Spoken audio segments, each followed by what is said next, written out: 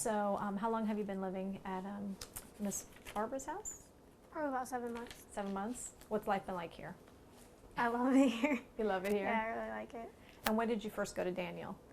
In, how do I forget that? And I just said February February of last year? 2015, Yeah. I think. Yeah. Yeah, last year. What led you there?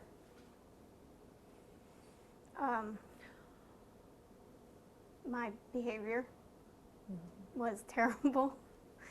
Yeah. Your behavior was terrible? You seem like a pleasant young lady. Well, as much as you want to go into, tell me about your childhood. What parts do you want to know? Well, at what point did your stepdad come into your life? When I was 5. When you were 5, okay. And tell me about that relationship. Well, he was abusive, and it wasn't like too long after they met, like a couple months after they met, they got married. So it's like, where do you get to know him at? So, like, he started abusing me and my oldest sister that was at the time living there the most. And it was, he hit you? He beat us. He did a lot of other stuff, like sexual. Yeah. So it was not a good situation for you. And he was in the picture, so from 5 on until you finally left, right? Yeah, till I turned 15. What was the trigger for you to leave? I got tired of him making his dog attack me. So that was one of the tactics he used on you, huh? Yeah, if I didn't do something he wanted me to, then he'll do that. How did your mom justify that person being in your life and in your sister's lives?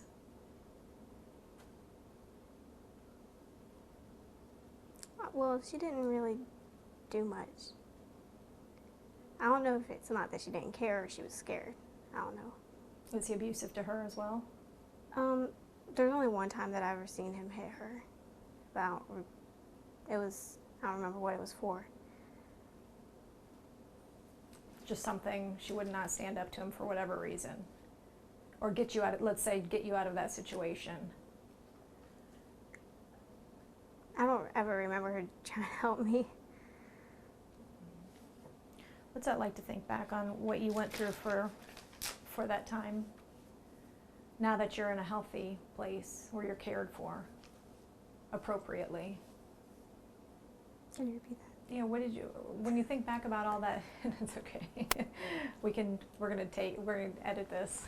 What do you think about now when you look back on your childhood and what you went through and your sisters went through? Well, I mean, I'm happy that I'm out, but when I think about it, it's just like, sometimes I do wonder what it would be like to have like a regular, easygoing family rather than not being able to do much and being beaten and just used and practically thrown away.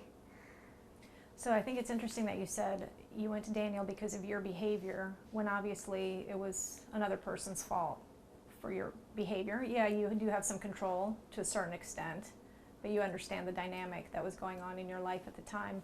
How were you acting out because of the abuse that you were going through?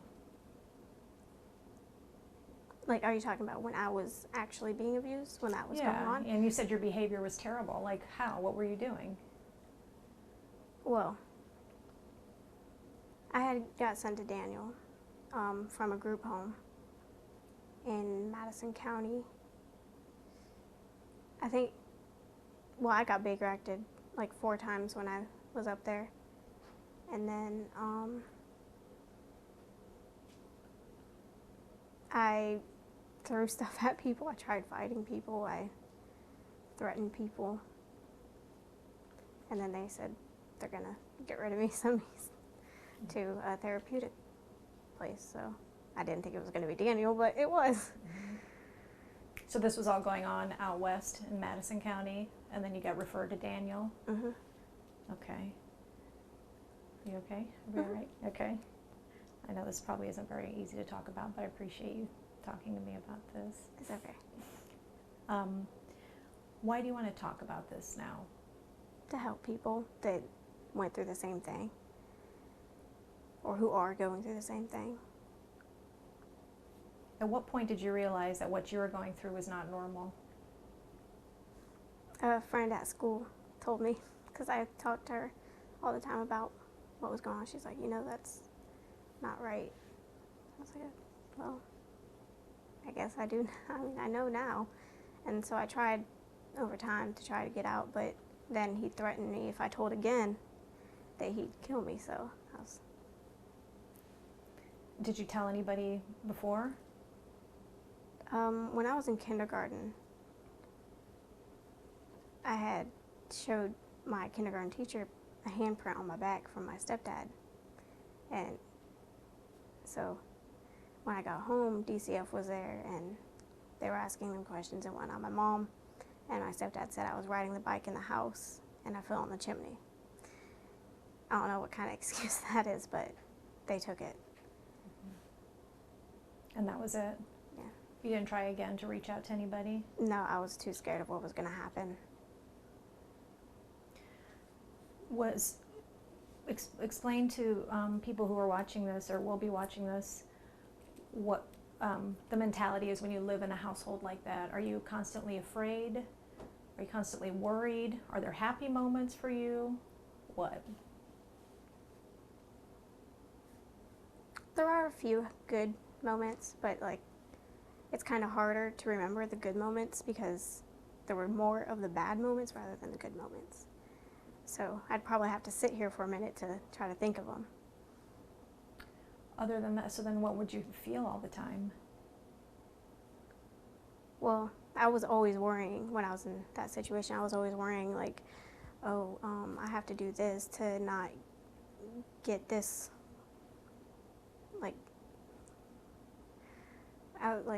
let's say my shirt was just down here and my stepdad wants it all the way up here. That's what his rule. It has to be all the way up to my neck.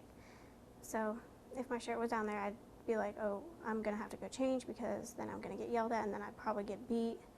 So I'd be worrying about small stuff like that. Like, oh, is my jacket zipped up? Do I have a mark on my hand or something like that? Mm-hmm. How often would you say you were hit? Were you beaten? Probably almost every day.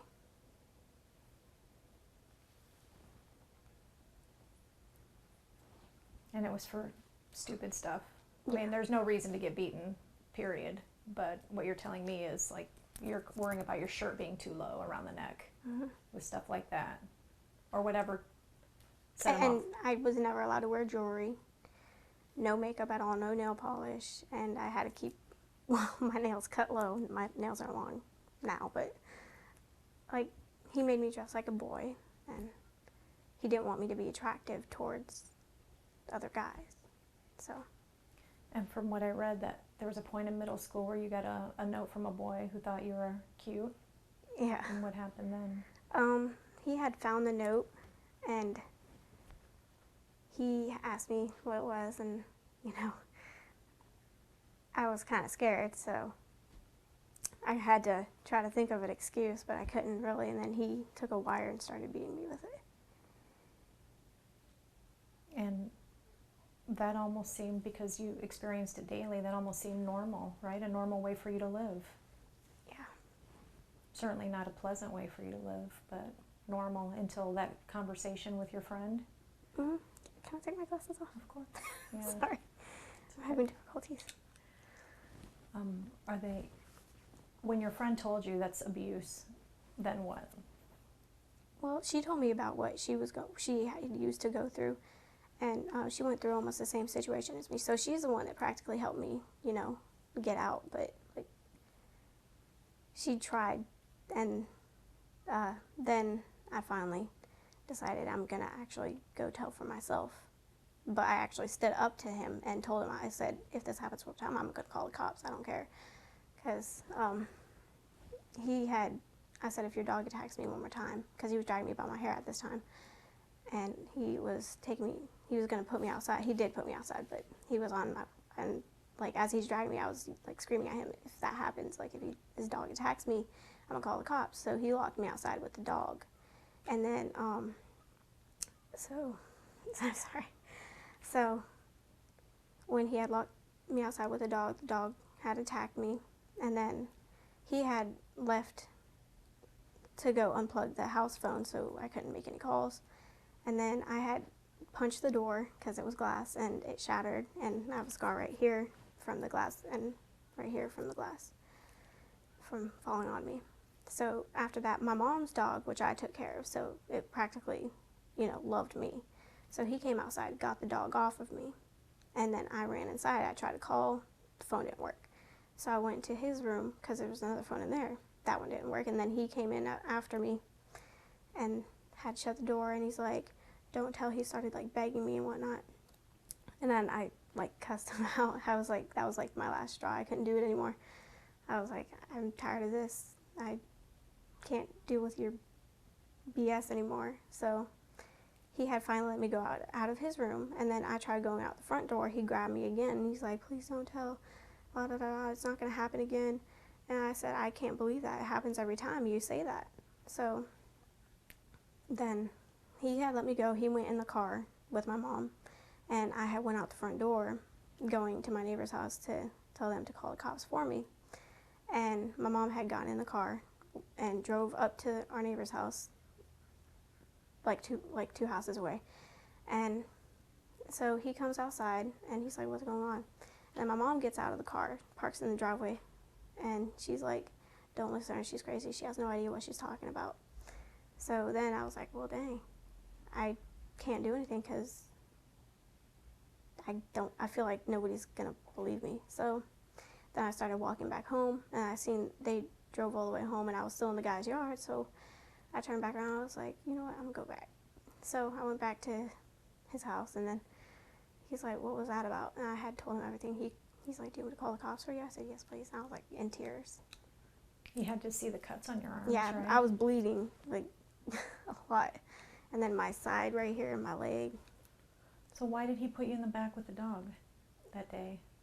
Because my mom had accused me of taking the internet cable that plugs it up and whatnot. And so she poured tea on my face, and I was going to pour out her tea, and she came up behind me, started screaming and yelling, like, she sounded like I was killing her or something. And my stepdad walks in, he's like, what's going on? And she's like, she's trying to pour my tea out. And then I said, you know what, it's tea, take it back. So he left, and then she left to go outside to go smoke. And then so I went into the kitchen, and I started pouring his stuff out. And then he had come in, and he started beating me, and then he dragged me by my hair and took me outside and locked me outside. And the dog attacked you at that point? Yeah. How bad was the attack? Well, first he bit inside my mouth. He knocked this tooth out right here. And then he had grabbed my leg, jerked, and I had fell. And then after that, he had let go of my leg, went to this side, and ripped through my skin on my side. What kind of dog was this? A pit bull. And so after that day when the neighbor called the cops, is that when you started getting professional help? I was in the hospital for 2 days, and then they sent me to a counselor, and then they sent a DCF worker to pick me up, and they put me in a foster home. And what happened to your stepdad? I didn't know what happened to him after that, but then what I heard was that he fled out of state. They couldn't find him in Winnie. So. And where is he now? Mexico. And does your mom know where he is? Yeah. Is she with him? Well, they're still married, but she's in Florida still. She's in Florida. At this point, what are her thoughts on what's been done to her family? What's happened to her family? Well, she's now starting to realize everything, and she's... Sorry. Okay. Like, we talk now, and she tells me she loves me and whatnot. And then she realizes what he was doing was wrong, and I don't know, she's catching up. She's catching up. Have you seen her since you left? A couple times at court, and that's it. Do you want to have a relationship with her? As a mother-daughter thing, yeah. Part of what I read, and if you don't feel comfortable talking about it, then please don't, was that he became possessive of you because he had made you basically, his object of affection. Mm-hmm. Was there a time that your mom may have witnessed that and didn't do anything about it? I've seen her walk in and then walk right back out when he was doing that. And have you asked her about that now? I kind of refuse to because I don't want to start anything. I just want to let it go so that we can just move on. How about your other sisters, or your sister that you said also was being abused? How did she get out of the situation? She was stronger than me. She was a lot more braver. What'd she do? She actually told, but absolutely nobody believed her. So, what my mom had sent her to FUMPS. You know what FUMPS is? Mm-mm. Florida United Methodist Children's Home. Okay. In DeLand. And so she stayed there probably for a year. And then my mom then gave over custody to my half-sister in Pennsylvania. Yeah, Pennsylvania. I get Pensacola and Pennsylvania, so sorry. And she got out how many years before you did? So you were 15 at the time, right? Yeah, I was 15. And she's 2 years older than me, and she got out when she was like 14. And I'm surprised that her account of what happened to her didn't translate to what was happening to you, through the authorities. Who knows? I'm confused about that too. Yeah. So you were 12. You were 12 or you were 11 when she left the house? She's 2 years 11. older? Yeah, she's So you 2 were years. about I was 11, like 12. Okay. 11. And you were the only child at the time living at the home then? No, I have another sister, but she was spoiled rotten. She had no problems. Like, she wasn't beaten or anything like that. She was spoiled. She got everything she wanted. Mm-hmm. She had 2 laptops, a computer. How did that end? Was she older or younger? She was just a year older. So how did that happen? I don't know. And do you talk to her? Yeah, she practically hates my guts, but yeah. Why? I don't know. Okay, we won't get into She that. always blames all this on me. Like, every time I say anything about foster care, she'll be like, well, that's your fault. Did she stay in the home after you left? For a while, and then she left, and then she went back. Okay. So what do you want to educate people about through this interview as a result of your experience?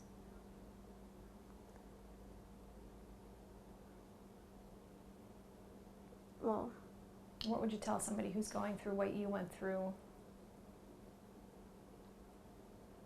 I suggest tell. Because, I'd say don't tell when you're at the house, because most likely something's going to happen in between the time. And go to school, they won't let you go home because they'll feel like you're in danger. So if you go somewhere and tell, they'll keep you there and nothing can happen to you. You feel school is a safe place for people to tell a guidance counselor? Yeah. Do you want to tell them that what they're going through is not normal? It really isn't.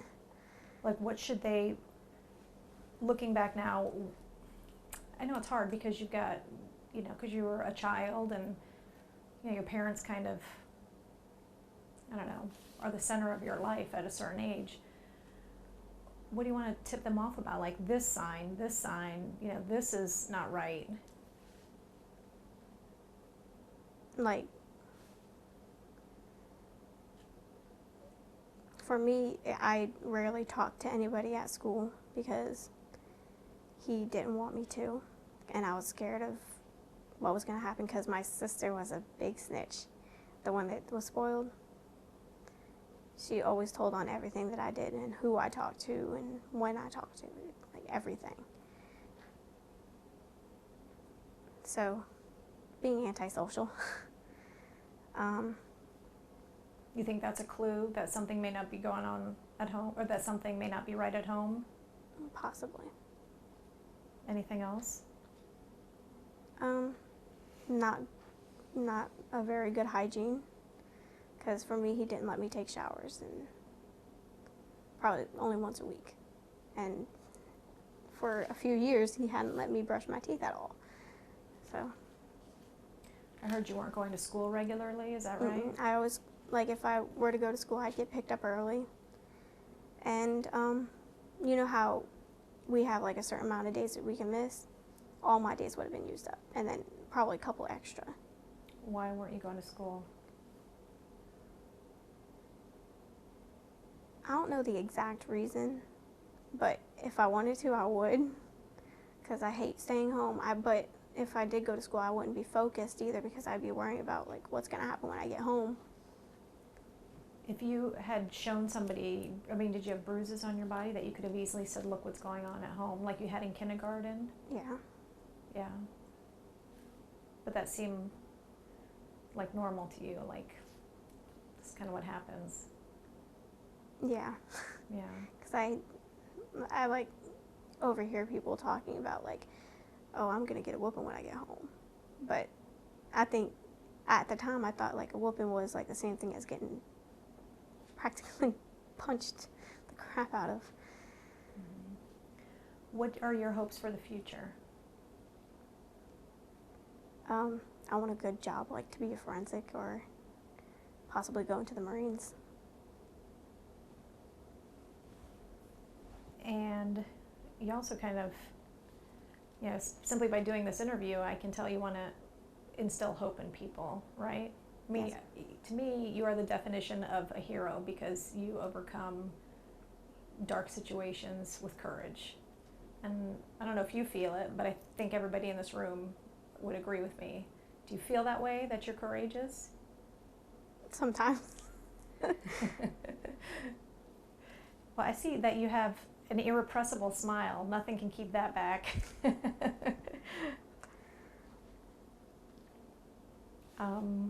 What else would you say to a young woman or a young man who's going through really tough times right now if they're going to be watching this story?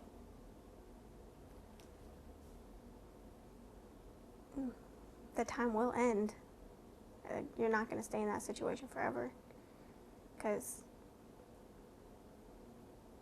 well, I mean, if you guys believe in God, I mean, pray to God, because that's how I got out. And what do you do when you go through tough times? Because we all do. How do you handle it? I'll probably end up reading or talking to somebody, or just sit in my room for a while. How have your counselors helped you, your therapists helped you? My therapist helped me very, very much. No. They helped me a whole lot. Like, if I don't understand something, they'll help me understand it. And you had said you'd been Baker acted. Was there a time when you wanted to end it all? A few times, yeah. I wanted to, but I guess I couldn't. But I'm glad I couldn't, because I'm in a very great place. Awesome. Thanks. Is there anything else you'd like to add? Nothing I could really think of. I'm good at answering questions, though. Yeah, you are. Yes. Whether you use it or not, you know, I was telling John that hopefully one of the things that comes out is people will know where to go or what to do. Maybe, like I said, you may not use it. You can talk to her about what her, you know, what she learned even when she was in acute care at Daniel, like Okay. what she, you you know, because you had talked to me on the phone about some coping strategies and some stuff like that. I think that would be helpful. I don't know. Okay. Do that. Yeah, I had read some of your triggers were around the holiday times and your coping strategies there, and why are the holidays bad for you? Never really had a good one. And how do you cope with that? Well, now I'm starting to get used to the good parts. Because this last Christmas and Thanksgiving, it was awesome. During Thanksgiving, we went to Mississippi. It was fun. I really love that. And how about Daniel being in their program? Was that helpful to you? Yeah. I probably had a few ups and downs, but yeah, it was very helpful. Mm-hmm. And you were in the residential program at first for a while, is that right? Yes, ma'am. So you came from Madison County, and then you came to Daniel and got that treatment there, residential, and then came to the foster home? Yes, ma'am. Okay. How many more years of school do you have to complete, or credits? I don't know how many more credits, but I think 2 more years. 2 more years. Okay. And you're well on your way. You'll be staying here for those 2 years? No, ma'am. I'm going to be moving to New Mexico. Oh, that's right. You told me when you were 18.